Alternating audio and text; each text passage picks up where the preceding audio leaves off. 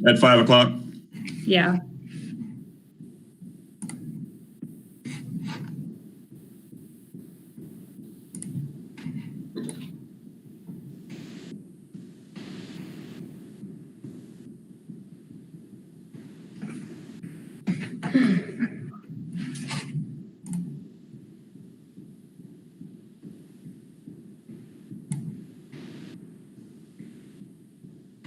All right, folks, you're now live. Have a good meeting.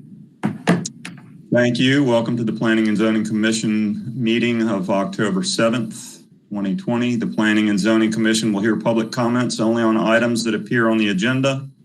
Presentations by the public will be limited to no more than 10 minutes for the main spokesperson for a group and no more than 3 minutes for other individuals. Additional information, as always, may be conveyed to the Planning and Zoning Commission in written form. And we'll start with some administrative items. Approval of meeting minutes from September 23rd meeting. So those meeting minutes. Okay. Oh, very good. Thank you. Motion to approve the minutes. Second. Motion and a second. All in favor? Aye. And aye. Any nays? So just for the record, we'll indicate that that's unanimous by all the commissioners present. No, we had one nay, Mr. Kuhn. Oh, we did? Yeah, it looked Yeah. like. Who was I had a correction to the minutes. I couldn't get in. Let's, can we get that correction? And it involves the, let me pull up my copy of the minutes here, if you'll bear with me.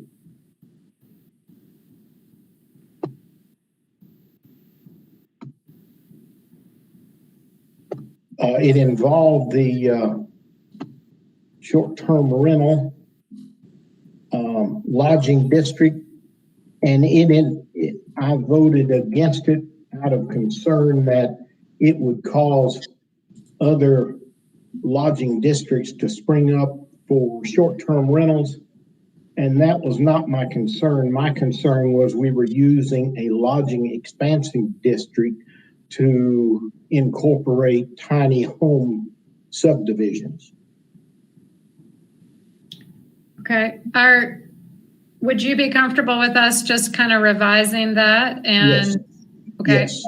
Just to clear that I wasn't upset with the short-term rental, but it was the use of lodging district to do something that really was not designed to be a lodging district.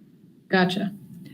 And that was in regards to the 11 and 22 Burleson, the tiny home. That's correct. Yeah. All right. Well, we'll make that correction. And if the commission is comfortable with that friendly amendment, can we maybe redo the vote? I would like to make a motion, which will include Carl's changes, edits to the minutes. Second. All in favor? Aye. Aye. Votes unanimous. Great. Item 2, under presentation and reports, we have a presentation on the Haywood Page Master Plan Update. This is Steph Munson-Dahl, and I'm going to introduce the item for all of you. Thanks for giving us some time tonight.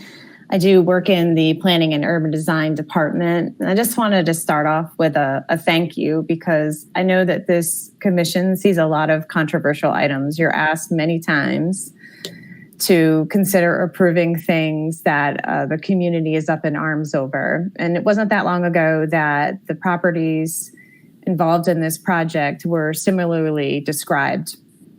And they, for 30 years, have been discussed by the community, and the amount of disagreement and spiritedness that's come up over that time, I believe it's a proof point of how valuable these properties really are to our community, not just financially, but in other ways as well. You may remember that just 4 years ago during the local election cycle, that they were used as a flashpoint issue in the election, and then council pretty much immediately assigned about 12 different people from diverse perspectives to come together in a group with the Asheville Design Center and determine what could be done. Maybe it didn't have to be just a park, and maybe it didn't have to be just private development, but that this group could come together and talk about what really would be worthwhile to see actualized on the site. And they worked with community and came up with a vision that council accepted. And that spurred council then to direct us as city staff to hire the design team that's coming forth to you tonight, Nelson Bird Woltz, but also some local folks from Samsel Architects and TPD, for example, and other national folks like Skio and James Lima Planning and Design, to really translate that vision document into a place. So I think they've done a great job, and so do I. Know I'm not supposed to give my opinion, but I'm doing it tonight. I think they've done a great job for what council asked them to do. And they've done more than we've asked them to do, in addition to providing us with this concept plan that you're going to be reviewing.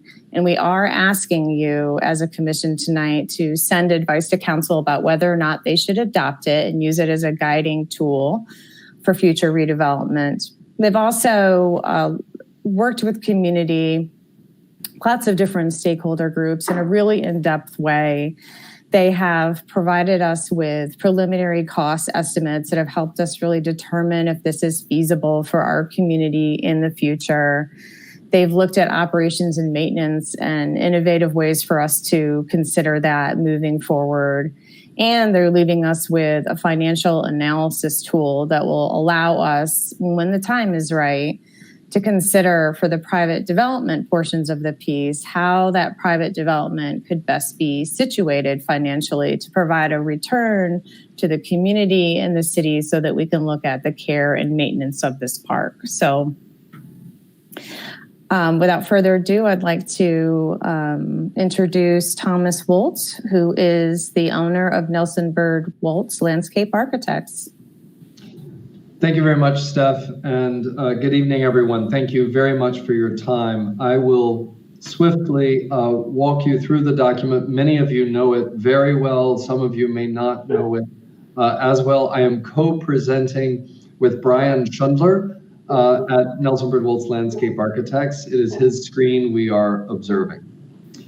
So Steph has already introduced the full team. You see everyone's name across the bottom, so I won't go over that again, but I will in the next slide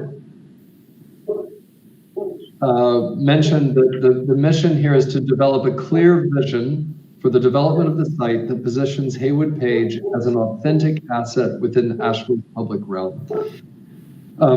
We see the texture of the city aching for a green space, for a healthy, well-maintained, beautiful green space. And this part of the city that really operates as a center between many different important institutions and some of your most outstanding architecture. So balancing development with park space has been the goal here. And we have done that through a very inclusive process. We're calling this the results, I hope we're successful in calling it pragmatic authenticity. We want a designed project that belongs to Asheville, that standing in this plaza, you know where you are in the world. We do that by hearing the voice of the people. So build from the Haywood Street Visioning Project to find an appropriate balance of active, passive, and built spaces. Design for the realization of goals outlined in the Downtown Master Plan and Living Asheville documents. Partner with adjacent stakeholders to create a vibrant downtown district that engages the mind, rests the body, and celebrates the cultural assets unique to the neighborhood. The way to get there is to listen. And our process at Nelson Bird Woltz that we brought forward in our interview over a year ago, maybe 2 years ago, is one that begins with researching the cultural and the ecological history of a place. And that may sound like a rural approach, but it works very well in cities. The stories of our cities are at the interface of culture and ecology. The way to hear those stories is a thorough public process. So I'm going to walk you through the process and the design. Next, please. This is the greater team. Again, staff walked us through the names of these entities, but you all probably know them all well. Next slide.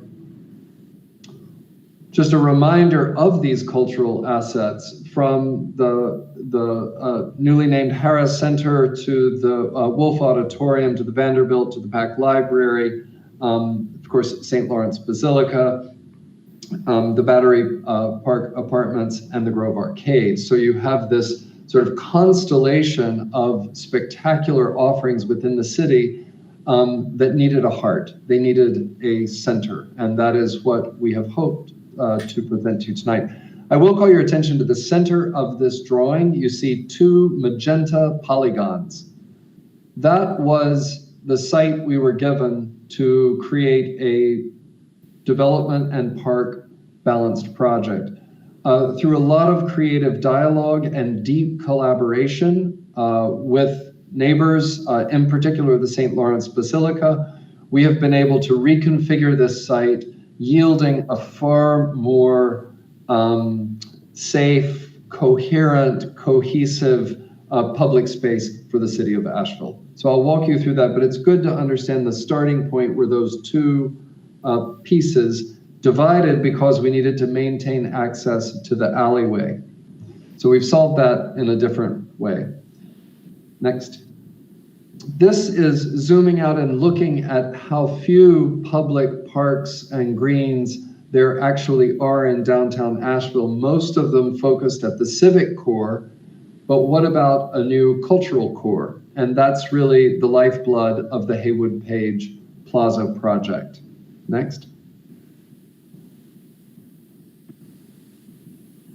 The project timeline, you can see we began about a year ago. Across the bottom, you are seeing the charrettes, the public process dates as we've gone. It's really been the drumbeat of the design of the project.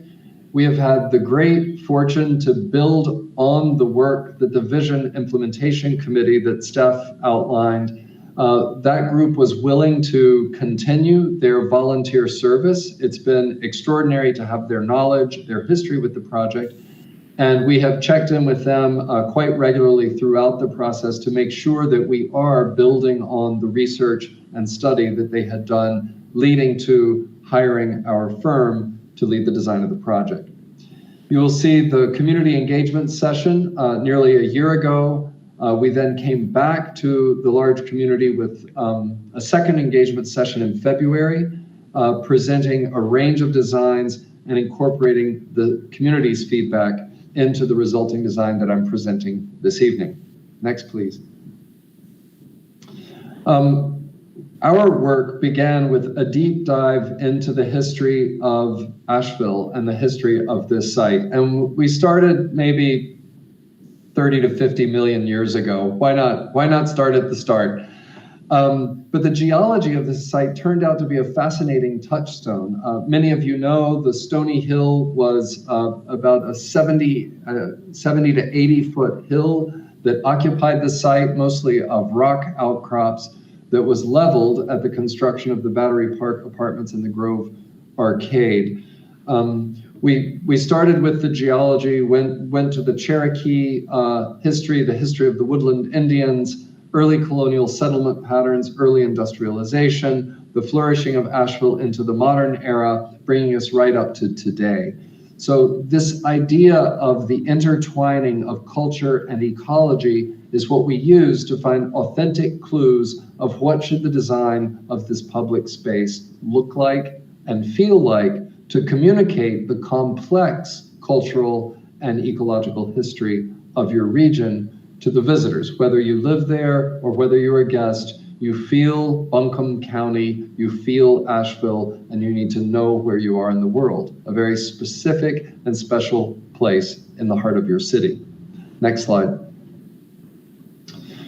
These are some images from community engagement session 1. We had a few hours indoors, and then we set up stations around the site, communicating history, communicating things that we had learned, test driving, and taking on input from the couple hundred people who attended that session. You can see we had plans with people making notes, filling out forms, giving us feedback, but then getting people in the space to talk about what it feels like. How could this best represent their city? Next. One of the things that came out of our study and working with our traffic engineers is the image on the left shows you in purple the existing public space and the existing asphalt in the roadway in gold.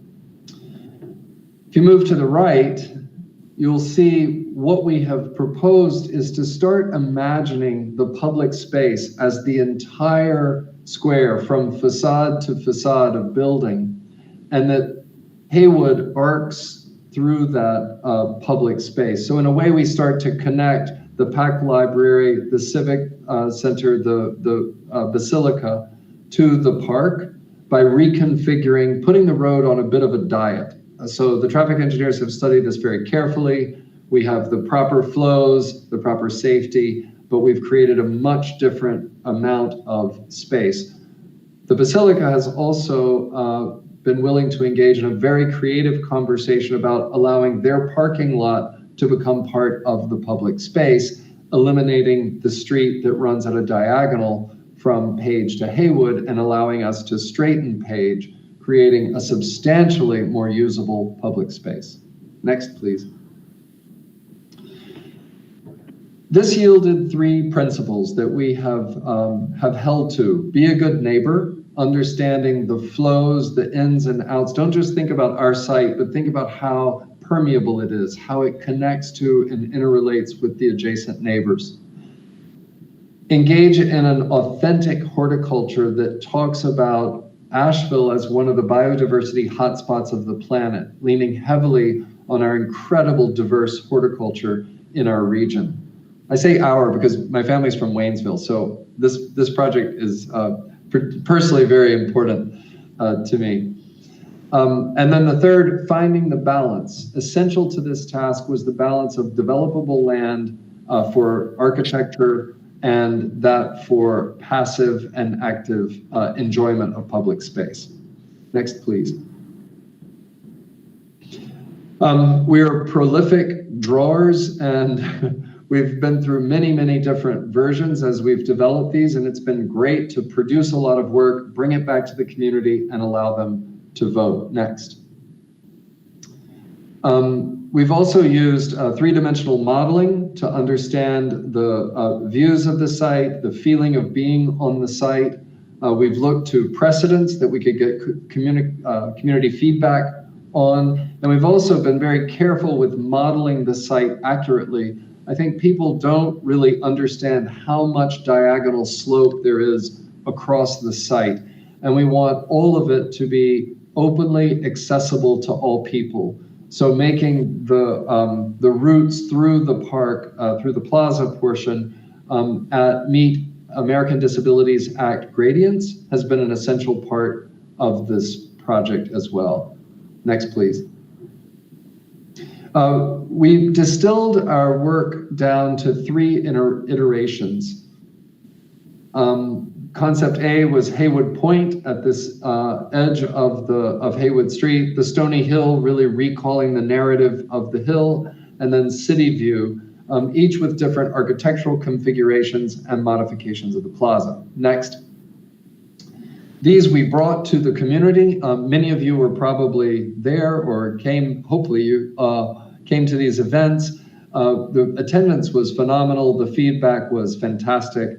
And it really helped us as people voted on A, B, and C schemes, distill it down. We did not just take one scheme, but we took great feedback and observations from other schemes, and that yielded, next, please, a final scheme. On the left was kind of our essential distillation sketch of finding good connectivity to the other civic institutions, of the right scale of architecture and plaza ratio. On the right, you're seeing quick model views that started to allow us to communicate to the public the scale and space of the final design. Next, please. We've continued our research over the course of the year in horticulture. Is a master plan. We're not delivering final planting plans at this point, nor construction documents, but we did want to embed into the process the direction that we hope will be followed into the future of regional materials, regional horticulture, and allowing that to be the identity of the plaza and park. This is the final plan, and Brian, I'm not sure if you can indicate with your mouse. Yes, you can. So let's begin walking northward on Haywood Street along the sidewalk. To your left is the proposed building, the long, narrow footprint of building. You would have an entrance on Haywood, a sort of high porch, and a way to get into the first floor. And remember, this building is straddling a good deal of topography. So you have another entrance at the western end of the building from the upper plaza. So you have a floor difference within the building. If we move northward, you come to the Woodland Walk, the Woodland Gardens, which really emphasize this Buncombe County horticulture, and a sloping walk that brings you up into the central plaza. The plaza is surrounded by large trees. They're in grates, so you have a good deal of space for gatherings and events and movable chairs and furniture. There is an entry into the building from the plaza at that mid-level, right where Brian is indicating. Thank you, sir. You'll notice a strong axis from the Harris Cherokee Center all the way to the Grove Arcade building. So that is a kind of promenade or processional that after events, people who come into the plaza, you come up 2 sets of steps and you can cross the plaza and continue all the way up to the Grove Arcade. The primary circulation route, however, always meets the ADA ramp code of 5% without handrails. What that does is it erases the idea that that is the accessible route. It's the route everyone takes. Let's take that journey now from the Woodland Garden across the north edge of the plaza. You come to native deciduous plantings. We're thinking of focusing on rhododendron and azaleas. And just beyond those are the raised beds of the community garden. Just farther north is a contemplative or meditative site we're calling the Beacon. This could be a place to recall the heritage and history of the Cherokee Nation. That could be done through a work of art, a piece of sculpture. It could be rotated out. This could be a changing way to continue that dialogue. Walking back through the community gardens past a small kiosk that could be tools, public restrooms, a sort of multi-purpose small building, into the Canopy Grove. This is a grove of trees that would be limbed up with movable tables and chairs for a community gathering. And just adjacent to that is a shade structure. Thank you. More perennial gardens on the corner, and you see the diagonal plaza connecting the intersection of the Grove Arcade. What we've done just below that is extend the street that runs in front, between the Grove Arcade and the Battery Park, into the alleyway. So now you could slip in just above what's formerly the Captain's Bookshelf and turn down. So you have access to that alleyway that meets emergency vehicle access requirements, but it really enlivens that little piece of street. So we're proposing market stalls, a temporary use area, a covered area that could be farmers market, could be food trucks, could be these kinds of activities along that edge of the building. And now to bring us back to where we started, the back side of this building is quite activated with windows and doors, and we're imagining that this street has life as opposed to feeling back of house. And that continues as you step down what we call the shortcut to Page or the shortcut to Haywood. It works in both directions. But that would be a set of steps that brings you down with windows and doors into the building. I will say the building has not been completely designed. It's a massing study at this point, but we've been careful to look at all the ways that you could get into it and out of it. So that alleyway becomes something sort of dynamic, not back of house. So I'm going to take you through 3 views that are computer renderings that we've done in the site. We've had a couple of people think they were photographs of a different place. We're like, nope, that's your city, and we're hoping that's what it becomes when built. This is the view with Harris Cherokee Center to your back, and you're looking across Haywood, or you're just crossing Haywood and stepping up into the elliptical plaza. You can see the arc of trees around both sides. Something I neglected to mention is transitioning that grade. We're proposing large outcrops, hopefully of the regional geology, that could be on the backside of the plaza. And you can see to the left, the proposed new piece of architecture. This is just a concept rendering. Again, the building is not designed, but you can see there's an upper covered walkway proposed that looks down over the plaza, and an entry at plaza level to the left. Brian, if you could just circle that entryway there. So plenty of shade, plenty of horticulture, a balance of large gathering space, community gardens, and horticulture. Next, please. This view is from that covered walkway in front of the building, looking down over the plaza, St. Lawrence Basilica prominently in the distance, the kiosk visible between the columns, and the shade structure to the left. Excuse me. We have encircled the plaza with a low seat wall that allows to a way to accommodate a lot of people. It's a curving wall, as well as movable furniture and chairs. Again, those are kind of details to be determined, but we wanted to evoke the atmosphere and feel of being at the park. Next, please. And this, our last view, is looking up the woodland garden. So this is where we started my narrative, coming from Haywood, coming up. You can either come along the ramp, or you can take these big granite stone slab steps through a very lush understory planting featuring the bulbs, perennials, and flowering shrubs of the region. Next. I believe that's, these are just some images pulled together to kind of think about the context of architectural character and what the character of this building might be to fit into the context of this area and to Asheville itself.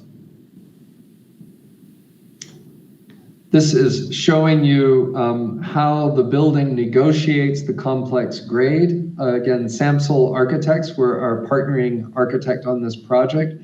The upper left, you're coming from the Grove would be in the distance to the left, crossing the street through the building, that overlook covered passageway looking down over the plaza.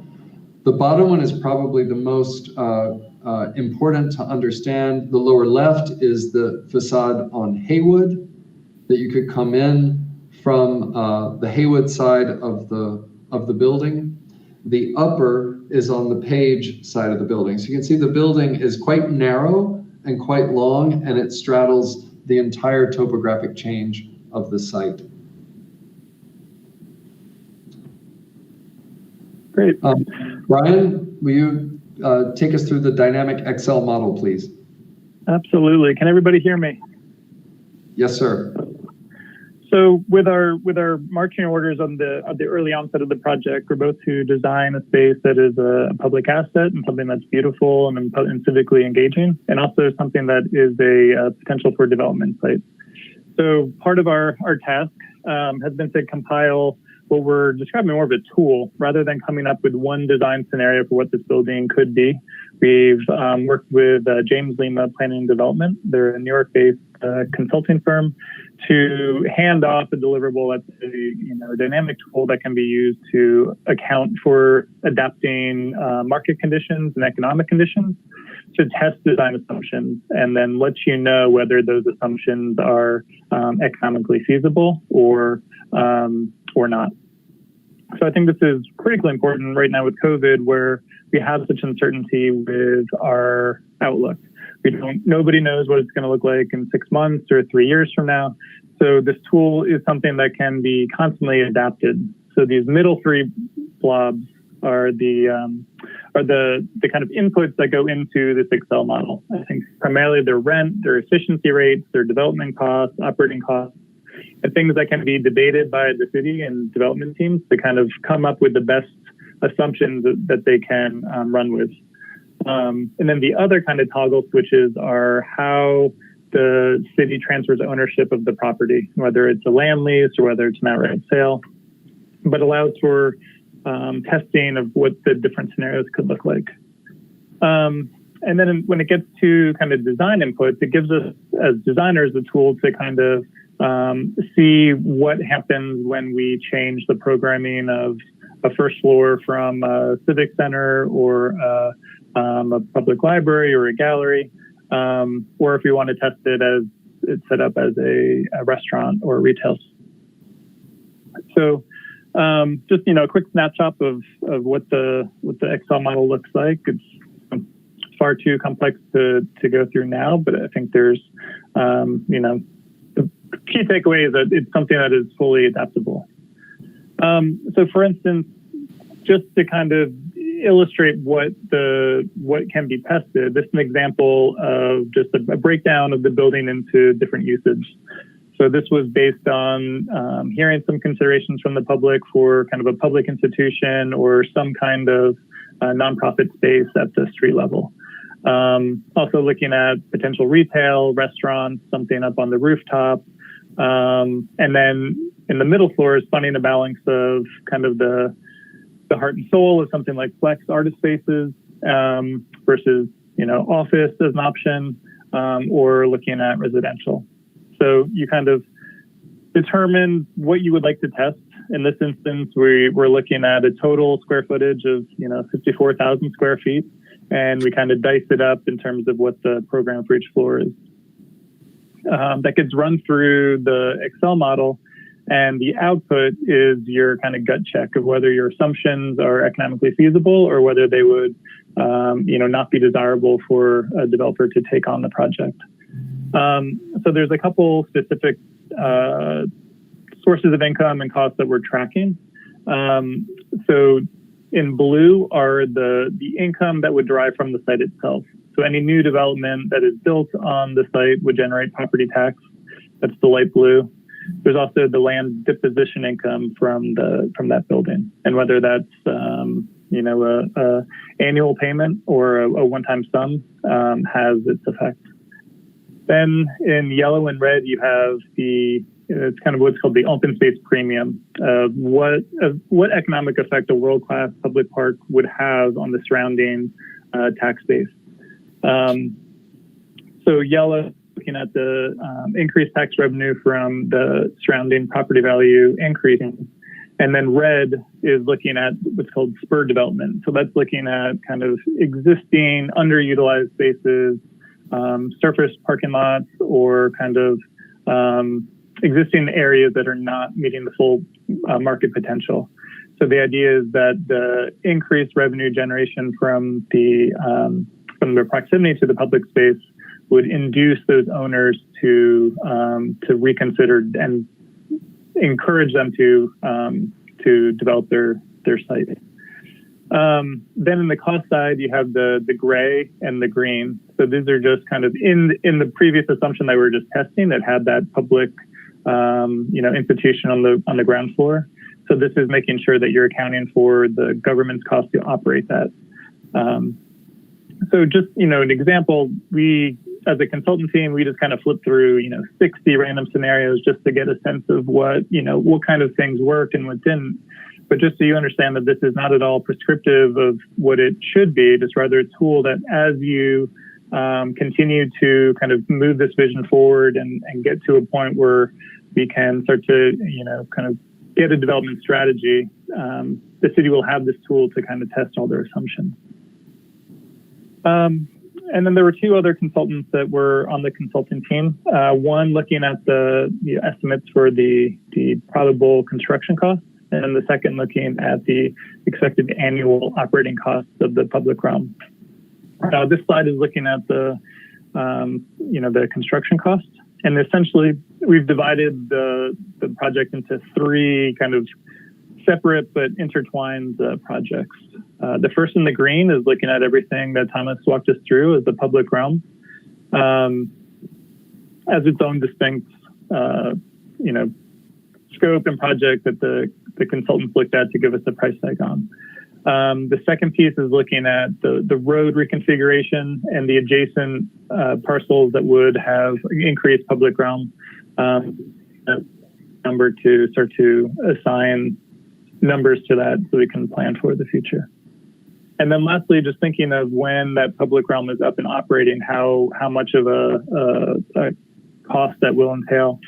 So literally breaking down the site by the amount of hardscape, the amount of planting, all the different site features, and giving us expectations of how many man hours will be required to keep it, really thriving. And I think that's something that we're very, very clear on, having this be a world-class park that has the utmost care and dedication to it. So I think just ensuring that we're kind of skewing high on this maintenance, just to ensure that we have that kind of world-class, beautiful public realm. So, that's the rundown of the presentation. I guess, Steph, if you have anything to add, or if we want to answer any questions. I think answering questions is a great next step. Hey, this is Gio. Could you go back to the previous slide? Okay, next, the one before that. Okay, so what is the 20% endowment? Where is that coming from, Steph? Is that something that you could answer? What? I can, but actually I would love for Thomas perhaps to talk about the concept of innovating the way we look at taking care of parks here in Asheville in the future. And this team has had an incredible experience with other park conservancies and friends of groups. So part of this plan discusses that. Many of the public parks we work on across the United States and abroad are new parks, often being gifted to a city or created within a city. Sometimes they're on lands like this that the city may already own, but the construction costs come from a conservancy that forms to raise funds, often philanthropic funds or grants, to build the park. And one of the things that we've noted in that is the city parks department rarely grows in staff as a new park comes online. And so having the fundraising take into account around 20% to create a fund for ongoing maintenance, that would be conservatively invested to throw off enough income to support the maintenance and care of the new park. We've just seen things go badly. Sometimes often developers will proffer the building of a park, but then they're not held to any kind of donation for ongoing maintenance of the new landscape. And so what we're trying to do is get out ahead of that bad habit that we see in many, many places by holding space for that amount of income that would help generate the ongoing maintenance dollars. Thank you. Having spent a lot of my professional career taking care of parks and recreations in larger cities, I'm really glad to see that as built into the project because I too have had to deal with very limited budgets in the downtown situation. So I'm glad to see the city looking at that as a way of addressing long-term maintenance of the project. So thank you very much for that explanation.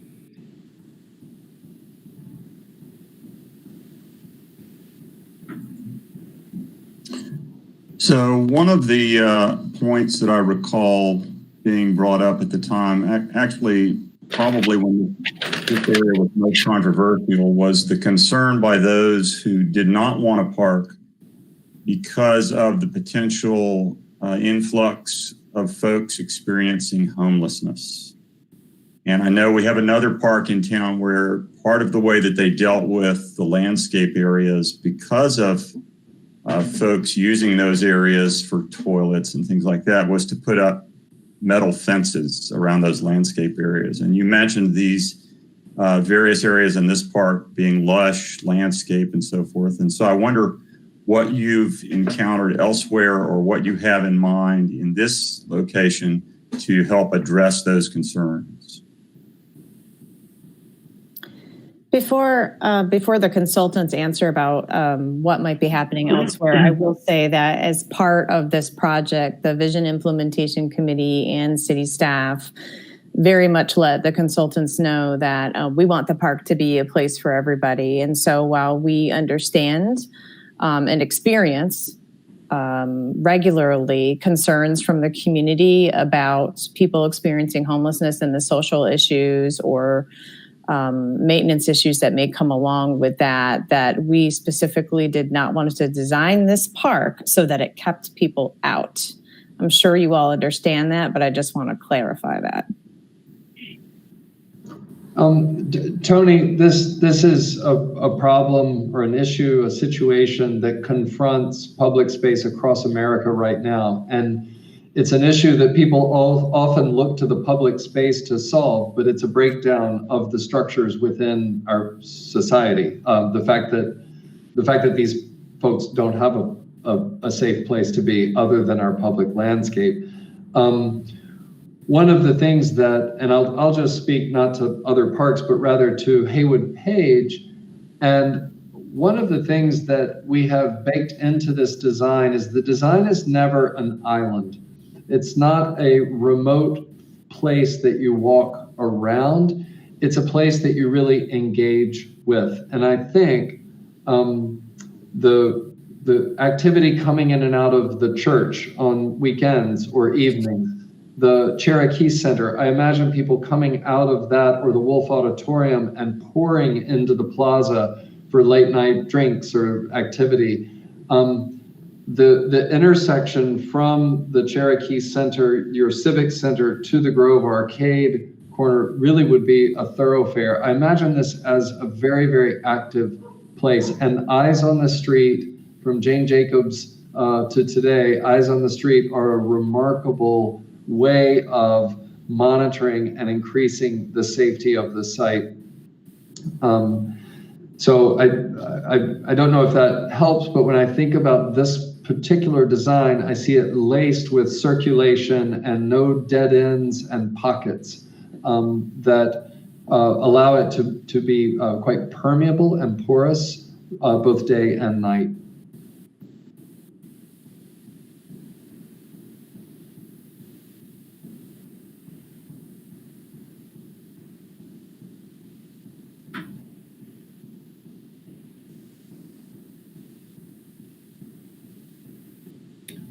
Well, if there aren't any other questions or comments,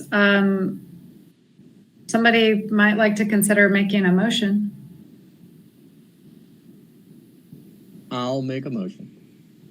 Since I was there at the beginning when we started this process, and it's really nice to see a visual of what we can expect with modifications at some point, I'm sure, but it's really nice to see that. So I congratulate you on the work that you've done. I'd like to make a motion that we accept the plan or approve the plan for the Haywood Page project. Is that? I think, Guillermo, you're recommending to council that they adopt the plan. That would I be will the recommend affirmative. I make a motion that we recommend to council that they adopt the plan for the Haywood Page project. Thank you, Steph. And I just would make a comment too. I think it is a really great concept plan that's come together, and I appreciate all the hard work by the consultants, the many consultants, and by everybody at the landscape team. It really looks great, and it's exciting to see something like this. So thank you all. Thank you very much. It means a lot. And I guess I especially appreciate the economic part too. That's also great to see. We need a second. Tony They second. did. Oh, great. Thank you all very much for your time and your support. We have loved working on this project. It's been a terrific experience for everyone on our team. Thank you. Can we get a roll call vote on the motion?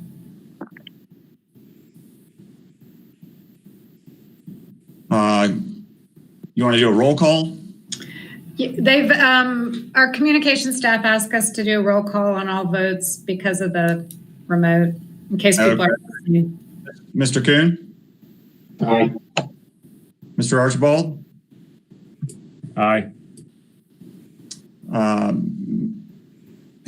Guillermo? Aye. Ms. Levy? Levi, aye. Ms. Kilgore? Aye. Mr. Edmonds? And I vote aye also. Great, thank you. Thank you.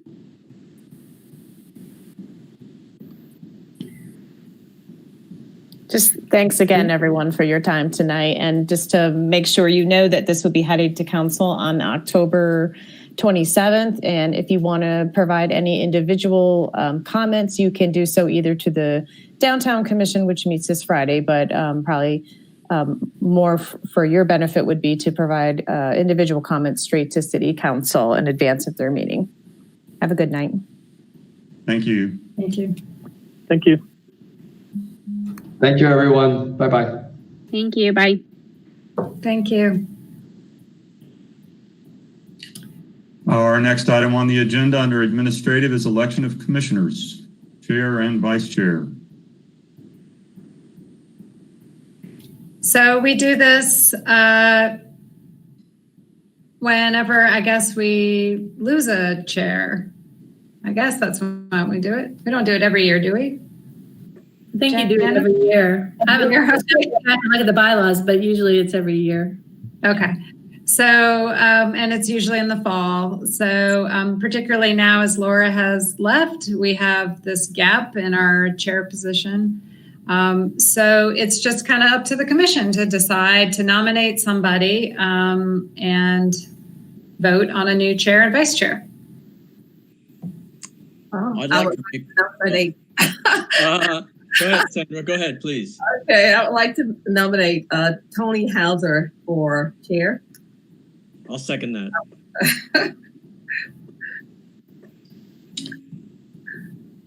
I guess I need to call a vote on, or do I need to recuse myself?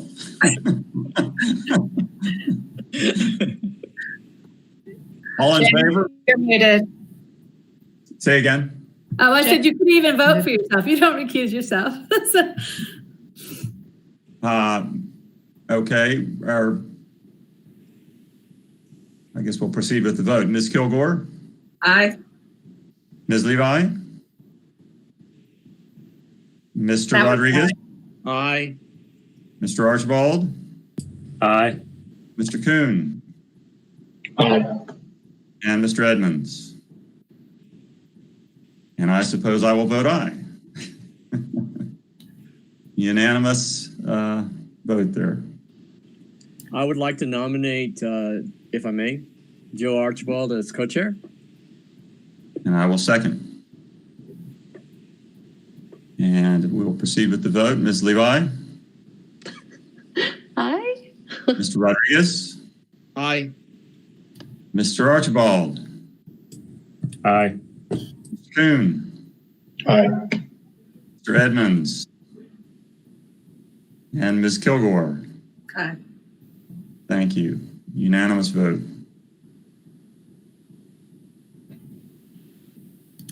All right.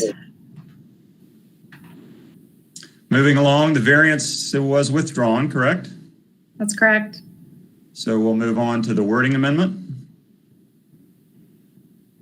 Item 1 is consideration of a proposed zoning text amendment to Chapter 7 of the Unified Development Ordinance, amending Articles 2, 3, 5, 8, 9, and 17 in order to adopt new standards regulating hotels. The planner coordinating the review is Stacy Merton and Shannon Tuck. This is continued from our mid-month meeting last month. Yeah, and I'll just jump in really quickly. So we talked about this both the meetings in September. So it was first brought before the commission on September 2nd. Then we another little bit of a deeper dive on September 23rd. And we've just continued to advance the public hearing to the commission's meeting. We will also recommend advancing this at least one more time to the November meeting. So this won't be your last bite at the apple, so to speak.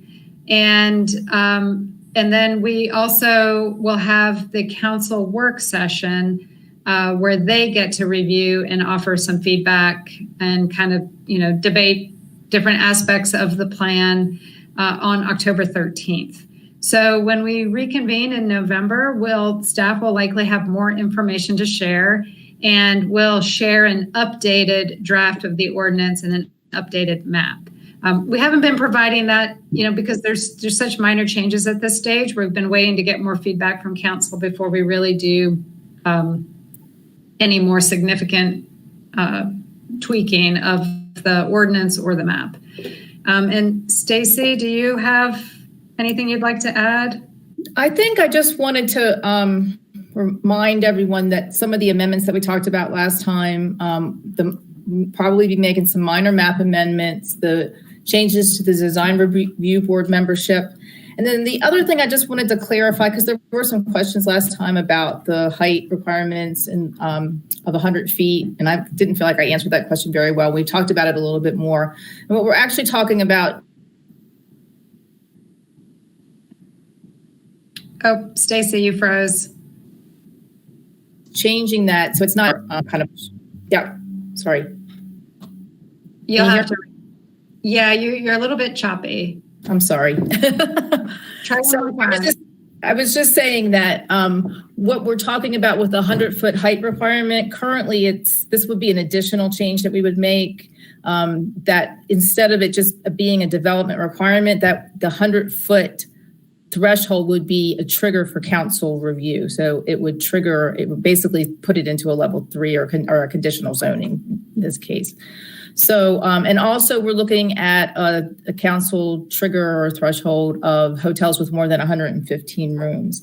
That seems to be a good, we've kind of looked at the average number of rooms of existing hotels, and that seems to be a break point where most of the projects, or at least more than probably 75% of the projects, would still go through this process, but it still puts, the hotels like over that. Basically, the larger hotels would still require council review. So those are two other things that we're looking at making amendments to. And then, like Shannon said, otherwise, the council work session is next Tuesday, the 13th at 2:30. So we would encourage you all to watch that if you're interested in seeing what they have to say. And if there's anything additional that may come out of that, then we would update all the documents for you for the next time, but still not have the vote. I think the last time I said that we were considering having the vote in November, but we would actually not have the vote until December. And then it would go to council in January. It's the tentative schedule right now. So that's really it, unless you all have any specific questions about anything. I had some questions. Sure. So as far as the building height with the topography in town, that could be, definitely interpreted a number of ways. So I was wondering if that's from primary street, secondary street, or how that's I think determined? it's from the primary entrance. Okay. Right. Yeah. Yeah. And we actually measure height two different ways, depending on whether you're downtown or outside of the downtown. So it's from that main point of entry to the ceiling of the highest occupiable floor outside of downtown. And then in the downtown, it's to the floor of the highest occupiable floor. Okay. And then also I had a question about that open space. It seemed like the comments from the public centered around a request for open space, regardless of CBD or outside the CBD. And I saw that it was in the matrix, the table. And I was just wondering, what was the history of that inclusion in the table, and if there's any consideration for more open space? Are you when you say inclusion in the table, you mean the public benefits table? Yes. Okay, I have to go back. I'm not familiar with that specific. Bedelia, are you on the line? I don't think there's a requirement for open space in the public benefits table. There isn't. Yeah. There is benefits that are included, like LEED certification or Green Globe certification is included. And sometimes, you can get points for providing, I think, green space of some kind. And we do include, this is Videla, one of the benefits is an outdoor plaza. So you can get points if you want to create publicly accessible open space as part of the project. So that is a part of it. Plaza, right, exactly.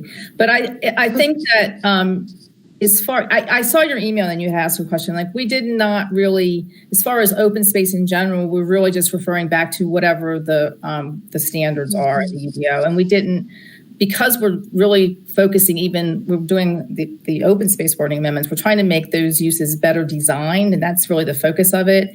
And I think some of the comments that we've been getting from the public are more about like the environmental benefits, and we're really looking more to, our stormwater regulations and our tree canopy and other things to address those environmental concerns. Whereas open space itself, we feel that the design of it is more important for recreational use and for actually using it, make it more functional. Okay, thank you. You're welcome. Are we looking for a motion to continue the public hearing until the November meeting, or what is the preferred path? Yeah, this is an opportunity to discuss any questions that the commission may have or other thoughts that may have come up in the last month. And yes, but the vote that we would like you to consider is to just continue the public hearing to November so that we can continue to have the conversation. It also allows us to keep the hearing open so we can continue to receive feedback from people in the community. And then I think after we get more input from council and more direction from council, when we return in November, staff will have a more updated plan and be able to kind of share with you that revised plan. Well, as I said at the last meeting, until we get some direction from council, I think that's really what we're looking for right now. And that said, I'm happy to make a motion to continue the public hearing until the November P&Z meeting. And that's November 4th. November 4th. And I will second that. Is that Guillermo? Yes. Yes. Thank you. I have a quick comment or question for Stacy before we vote. Has there been any more staff discussion or consideration of the area around River Ridge that we discussed fairly in depth last month? Yeah, we have talked about it some more. We still didn't make a final decision, but we're leaning towards not changing the map in that area. I think that in our sort of long-term vision, I understand that the comment, I think, was about sort of creating a neighborhood center. And I think we're really looking for along the Tunnel Road area. In our comp plan, we have an area sort of in the center of Tunnel Road, that in long term, that's what we're looking for. But I still think that we haven't decided 100%. I just wanted to go back and look one more time, and I have not had a chance to go back and look at the comp plan as far as the future land use for that area. I still think that is an urban center, and we did eliminate other urban centers from this. So we still have that to look at. So we did make not a final decision, but when we come back next time, we'll definitely we'll have the final map, and you'll see where we landed on that. But I think you all gave some good input last time, and I think the staff also shared some of the concerns about sort of that interchange, because it is adjacent to the highway, and there isn't a hotel there now, and the sort of the form of that road is not what we would consider to be a neighborhood sort of area. So just needs a little bit more in-depth analysis. Yeah. No, I think we kind of do have some agreement about the way it is now, and it definitely is something that needs to change. I don't know. I mean, I think I made the plug last time. Maybe Vidilla can add that to his urban place set of properties to consider. Like it does seem like it's one of those spots that could be something better than it is. Right. And it's just how. Exactly. Right. So, and we also discussed maybe one side of the road leaving in and one side taking it out. And but we couldn't, in the short period of time that we had, we weren't able to come to a consensus as a team. So we will continue to look at that and be ready for next time. It's a tough one. Some of these decisions are just not clear cut. So.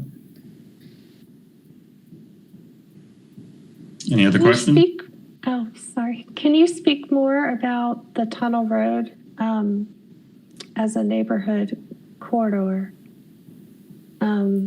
Well, I'm glad that it's like that because it does have a highway, and you could argue one way or the other. But I'm glad that it's being considered more as a neighborhood. But I just wanted more information. I can send you some more information from our plan if that's helpful. I think that might be a better way to handle that. Yeah, of course. Yeah. The short answer is it's a designation in the future land use map in our comprehensive plan. So it's looking, towards what we think should be the future character of that area. So. Exactly. So and it's more of a long term. That's what I was saying. I know that currently the River Ridge area is more acting like, I think, what we maybe envision, or at least based on what Claire Richardson, what her comments were about the River Ridge area. But I think longer term as sort of like a growth area, we in the future land use map, in the comp plan, we were picturing more along Tunnel Road serving that purpose. Because last time we were talking about equating it more to like the Haywood Road corridor or the Merriman Avenue corridor. Mm-hmm. So, whereas the River Ridge doesn't fit that typology. Right. Right.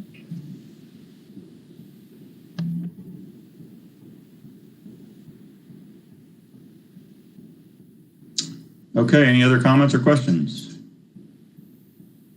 And we have a motion and a second in favor of extending the public comment period, correct? Continuing the public period, yeah. Ms. Levi? Aye. This is all in favor. Mr. Rodriguez? Aye. Mr. Archibald? Aye. Mr. Kuhn? Aye. Mr. Edmonds? And I believe we may have lost Ms. Kilgore. Sandra, are you? And was Mr. Edmonds an aye? Yes. Okay. And I'll vote in favor also.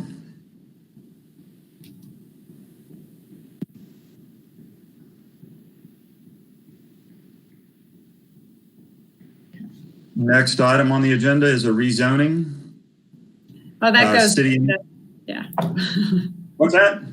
I'm sorry. The rezoning and the wording amendment are both part of the hotel. Okay, very good. Yeah. So do they need to make a separate motion? Well, for that? I think we can just maybe now clarify that unless somebody, well, Janice, what would you recommend? Just do a separate vote?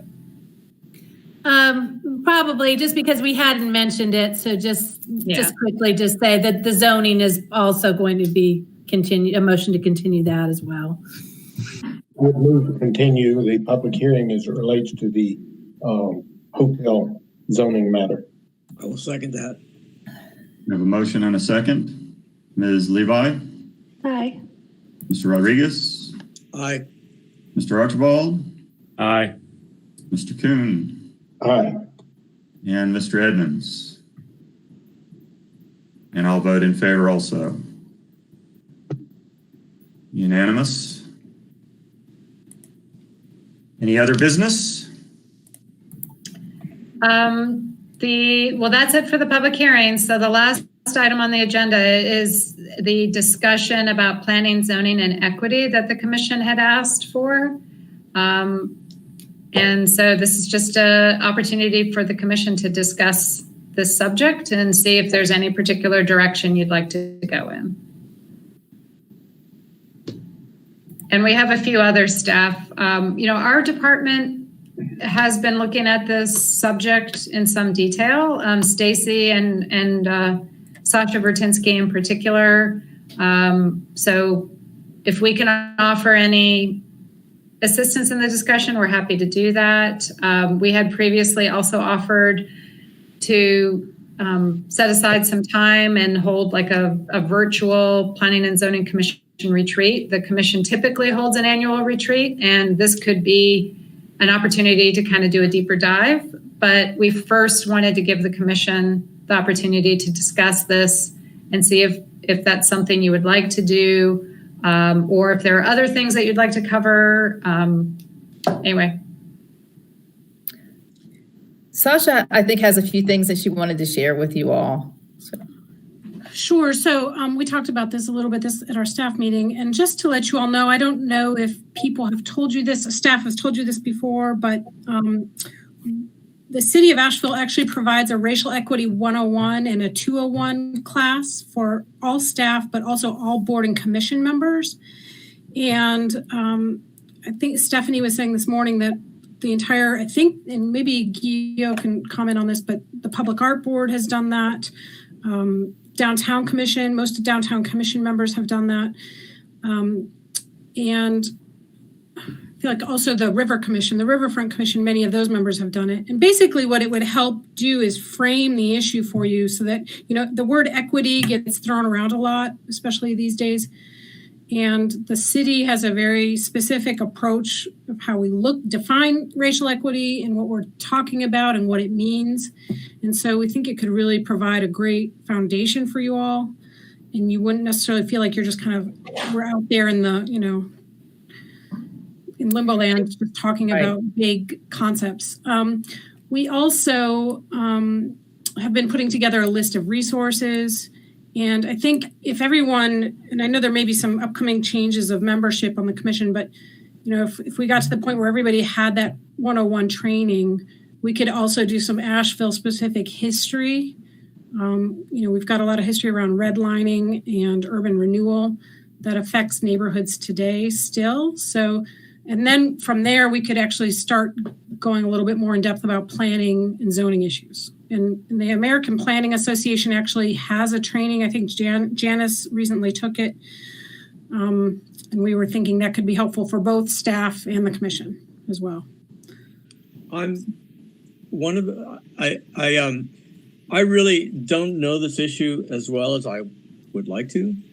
But what I really want to know is that last part is how we as a Planning and Zoning Commission can affect our efforts to provide equity throughout the city. Specifically, what we do here. Sure. And it's nice to have that background, and perhaps we can do that on our own. I'm not, look at if you can provide us with the Equity 101 training. I have not been through it. Okay. So maybe that's the first step, is that we do that on our own, and then we come back as a group and really deal with how the Planning and Zoning Commission and our work can change, or how, what are the tools that, that we can use.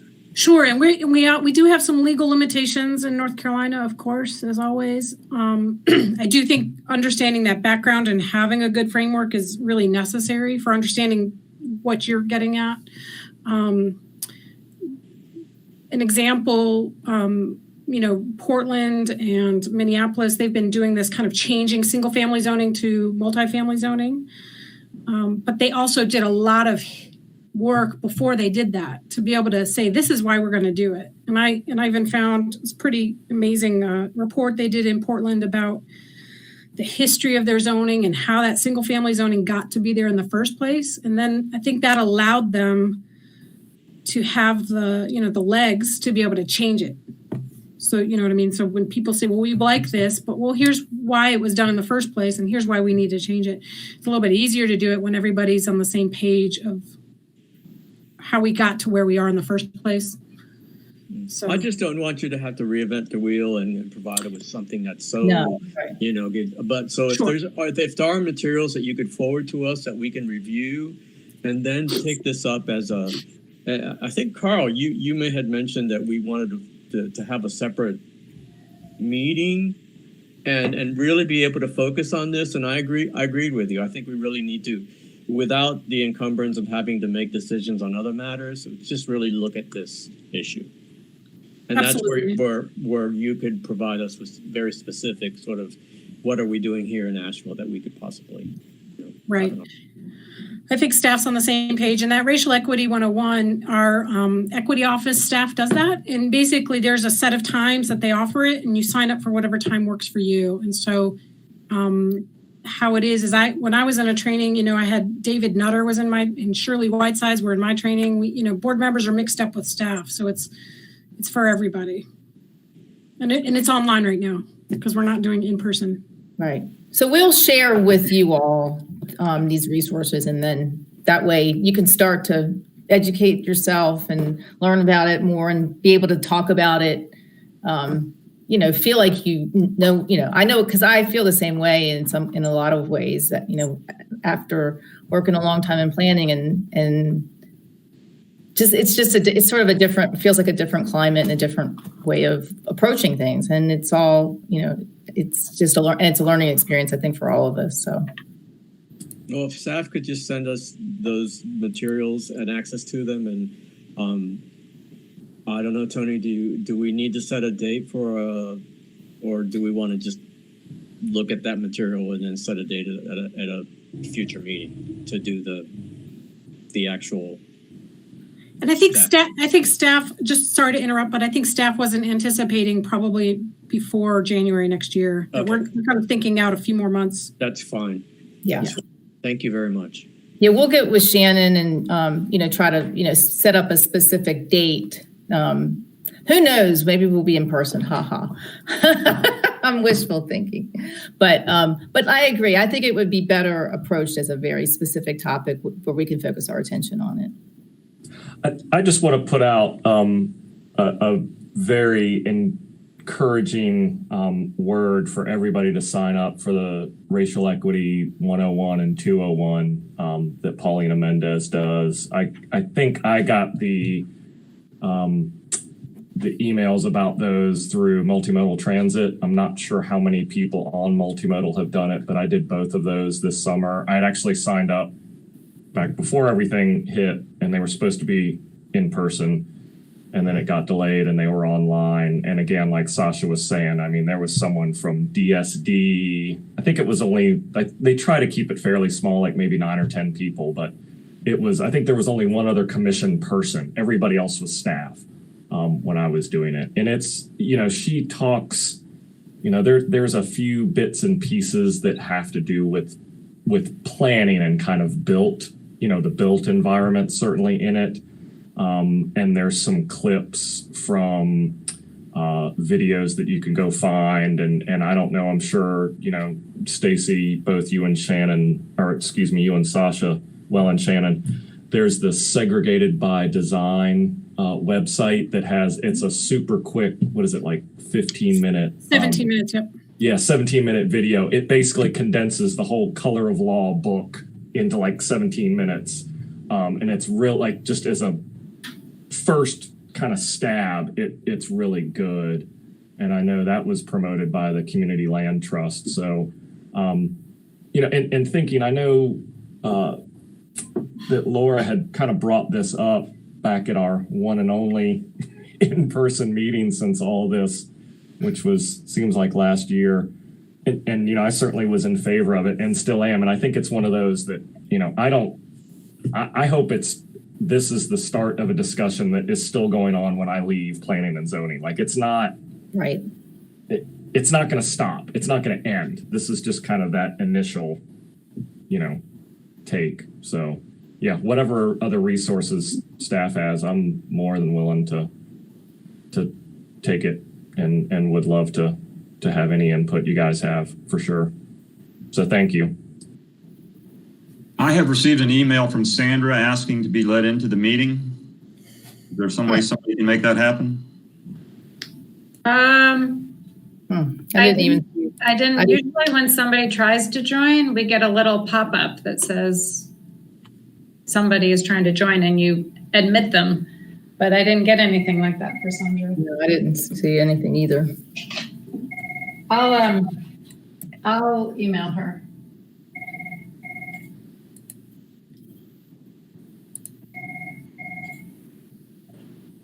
May I ask what the objective is? Sorry, I'm asking silly new person questions. I was just curious as to what the objective of us doing the equity discussion is. Like, is it informing how we review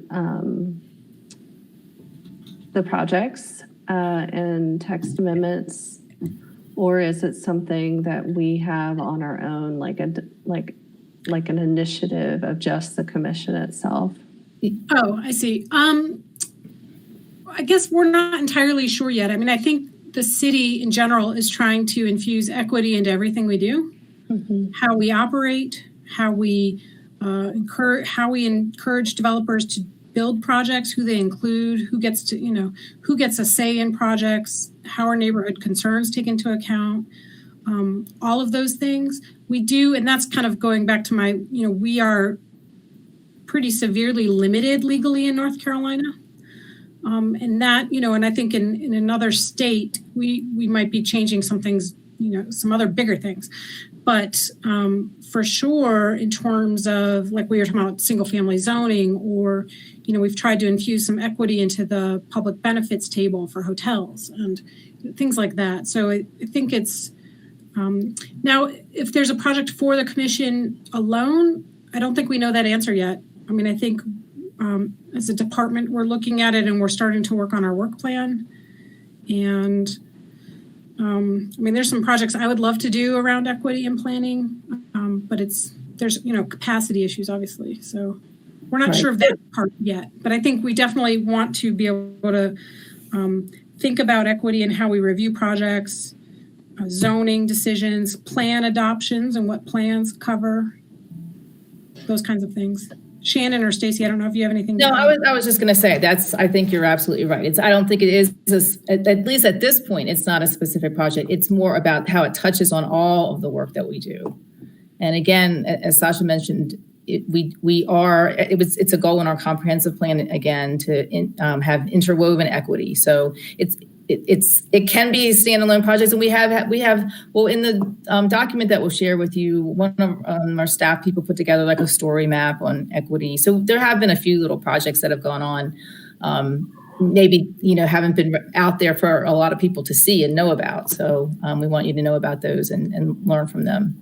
But I think it's more about how we just integrate it into all of our work and into our work plan in the future.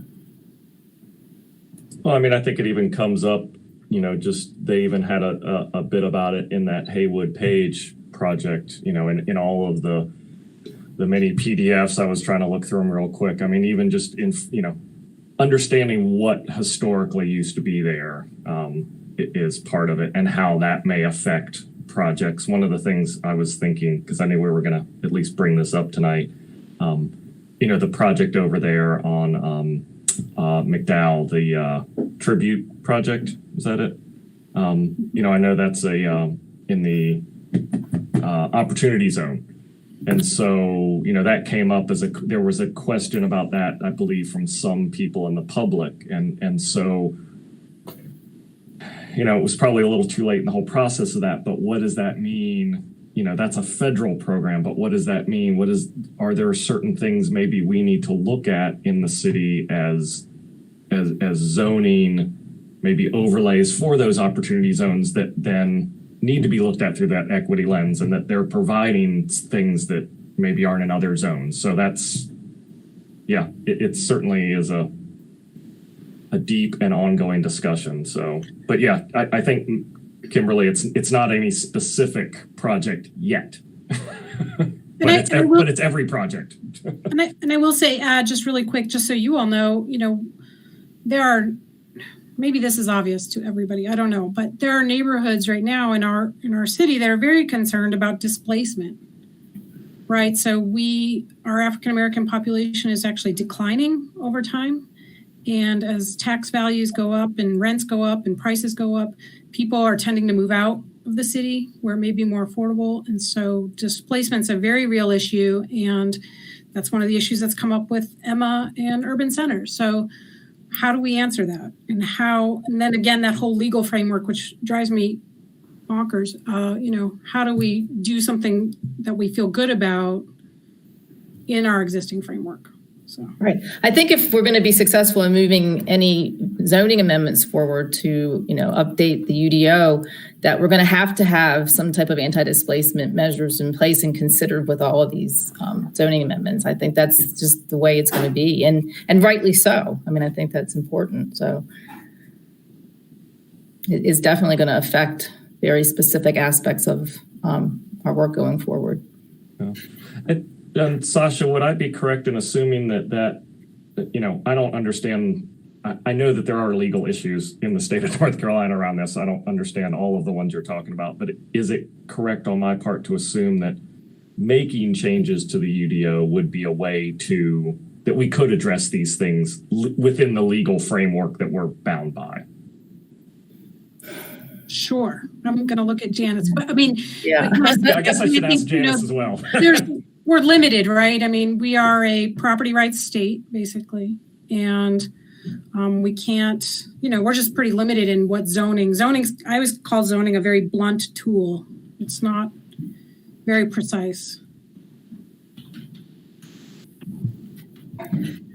Yeah, and you may have come across some things that you're saying they're frustrating you more. I think that there's a lot that we can do within zoning that people might not even realize. But just as people often maybe didn't realize how zoning was having a negative impact equity-wise, now we're more aware of that. And of course, one of the trainings I did, and we may pass this along to the planning and zoning, was called Housing for Diversity, Ending Segregation Through Zoning. That was the title. And I think a lot of times people don't think segregation and zoning, but really it was, some of the planners said, well, what were they talking about? Well, they were talking about things like having zoning that prohibited just single family zoning. We can do that. That's fine. We're doing things in terms of having accessory dwelling units, even looking at tiny homes and the ability to have different kinds of housing types so that you can address the needs of a wide range of income levels. Those are all within the rubric of things that we can do that sometimes people might not think of it in terms of doing things to make things more equitable, but that is in fact, when you start thinking about it, that is what it is. And so I do hope everybody gets a chance to see that training, because I think it was, I'm not exactly sure where it was, I think it was California, where they called it segregation, that, how we're going to end segregation. And that really got the public out to look at zoning as a tool that you could say, it really is a very powerful tool to make sure that we have diverse communities. So, there's a lot of things that we can't do that, be maybe more direct in terms of It has come up, some of these properties that are developed, they used to be redevelopment properties, or maybe people lost that land a long time ago. If it's under the city's control, maybe we can do something about that when we go to redevelop it. We can make certain rules. But if it's under private ownership, we're not in a position to say to a developer, well, that used to be redevelopment land, so you're going to have to do something in order for us to approve it. So that's sort of the fine line when you have a private property right state, which I think you were saying, Sasha, that we might have more limited, ability to do things directly. And gentrification is always a tough one too, because it's, to what extent can we do zoning amendments that require an applicant to avoid displacement? That's a tough one. It's a tough one. So. What about, Janice, just you talking about that made me think about the Biltmore Avenue property, the one that the RFP is out about. I mean, what about a project like that? Because that's a public-private partnership, right? I mean, are there things that could be required in that? That's what we did do. I mean, that's why we were able to get the kind of development that originally went in there. We were able to say, if you're going to do this, you're going to have to build 20% of the units affordable.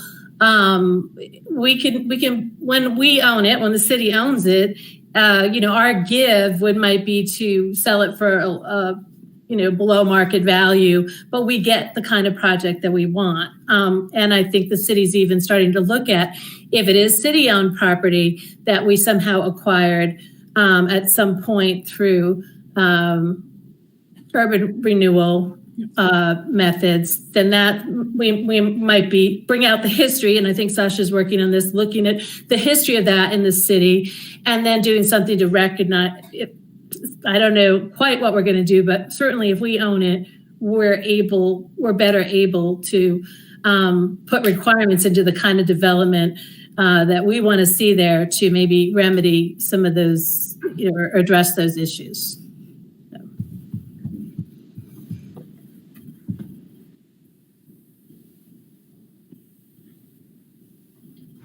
Well, thanks for everybody for all that work. Yeah, I would very much be interested in that that training you were just talking about, Janice. I don't know if it's something that is available for other people or what. Yeah, I'm getting in touch with them because I have the video. I mean, I paid for it, and I think that I'll just let them know. I'd like to have planning commission is interested in viewing it, and I'm pretty sure that I just have to get the permission to do it. But I thought that might be something that would help everybody frame it, focus on something, and then discuss it. And we'd have to figure out how to do it remotely, but I think we could do it. So we're looking into that.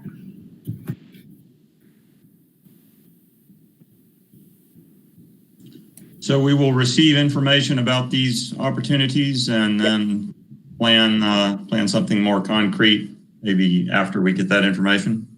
Yes. Sounds good. Yeah, we can maybe later, after that information circulated, if at some point you all want to have another conversation like this at the end of a meeting or during a pre-meeting, or we can set that up and then kind of discuss next steps. Sounds good. Mr. Chair, would you entertain a motion to adjourn? Sure would. Second. Can we do a unanimous vote on this one, or a call vote rather than a? Yeah. All in favor? Aye. Any opposed? We have a unanimous decision there. Congratulations to the new chair and co-chair. Yes. Congratulations. Thanks to both of you for your ongoing service and new service, and we look forward to working with you and everybody. Thanks, everybody. Great. Thank you. Welcome to the new member. Next Thank meeting you. is November 4th, so just FYI.